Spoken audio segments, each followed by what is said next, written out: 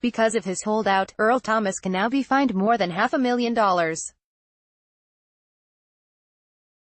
That and more thoughts from beat writer Bob Condotta as Seahawks training camp enters its second week. It finally felt a little like football season at the VMAC Thursday as the Seahawks held their sixth practice of training camp under gray skies and just a tiny bit of rain that fell as players walked off the field. Here's what stood out of what I heard and saw. Fines piling up for Earl Thomas with no end in sight. The day began with holdout-free safety Earl Thomas publishing a piece on the Players Tribune attempting to explain his side and making it clear he has no plans to cave in. Seahawks coach Pete Carroll said Tuesday that there have been no talks with Thomas since training camp began and all indications are that remains the case. There is no thought the team is softening in its stance, either, and no thought there have been negotiations of any kind. There also is no thought there has been much of any trade talks with other teams about Thomas. Things could obviously change on any or all of those fronts, though I wouldn't hold your breath that either Thomas or the Seahawks relent on their stances anytime soon.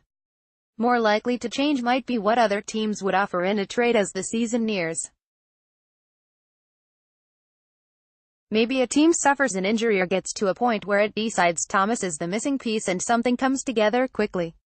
But for now, the stalemate continues, with Thomas already subject to roughly $525,000 in fines when you consider the $84,435 he could be docked for missing minicamp in the spring, $40,000 per day during camp, and now being fined 1% of his $1.9 million signing bonus. He can be fined in increments up to 25% of his bonus throughout camp, which works out to $19,000 a day. All fines are at team discretion.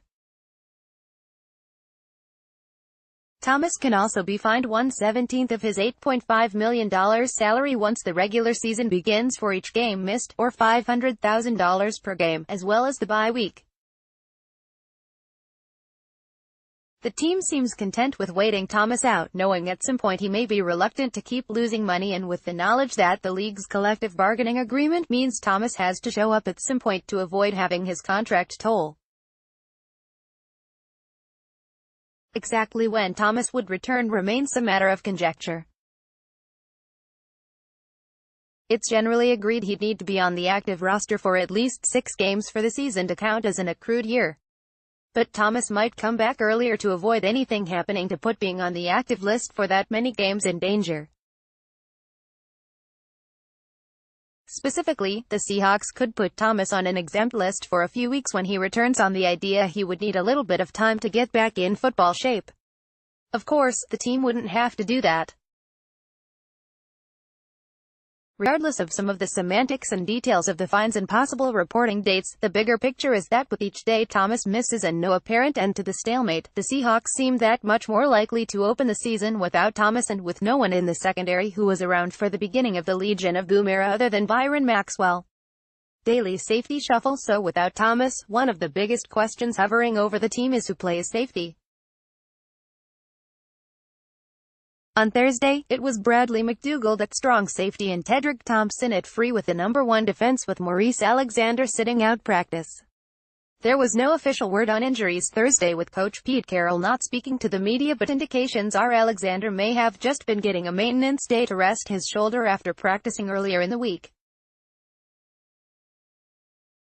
But so far, the 2 most common safety tandems with the number 1 defense have been either McDougald, Thompson or McDougald, Alexander, and right now, one of those 2 would seem most likely for the opener at Denver unless Thomas returns. The number 2 safeties Thursday were Delano Hill and Mike Tyson. Tyson, though, left with an undisclosed injury late in practice with TJ Mutcherson stepping in. Trevon Reed a factor at corner? Turning in one of the plays of the day was Trevon Reed, a 4th-year player who is also in his 4th stint on the Seahawks roster after signing last week to add depth after DeAndre Elliott failed his physical. Reed caught up to a deep Russell Wilson pass intended for Marcus Johnson that appeared to get hung up in the wind a little to pick it off, his 4th interception in 3 days. Training camp turnovers can be overblown, but then making plays is also something coaches are looking for, and so far Reed has done that. He also has some NFL experience, appearing in 6 games for the Chargers in 2016. And in another interesting sight Thursday, Red appeared to be getting some snaps at nickel corner, a spot where the Seahawks have a need for a backup behind Justin Coleman.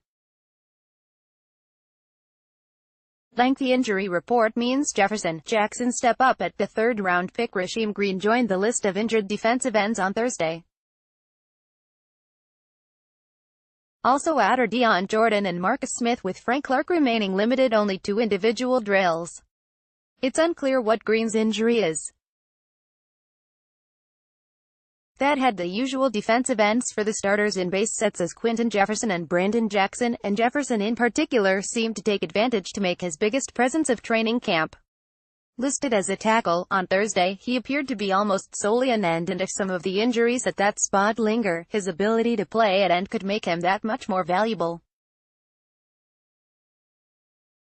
Rookie Jacob Martin also got a lot of work as a rush end and continues to impress.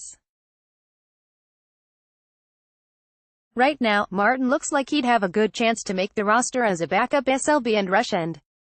Josh Forrest, who played in 2 games for the Seahawks last year and was resigned to the roster on Thursday, also appeared to get used primarily at SLB Thursday, with his addition possibly due to the injuries the team has had at the end spot.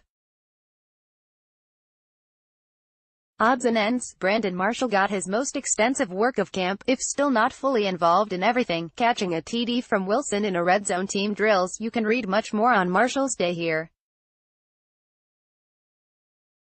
In your daily kicking update, Jason Myers appeared to go 5-5. I say appeared because there were no officials present for a few of the kicks, so we were sort of guessing, while Sebastian Janikowski went 4-4.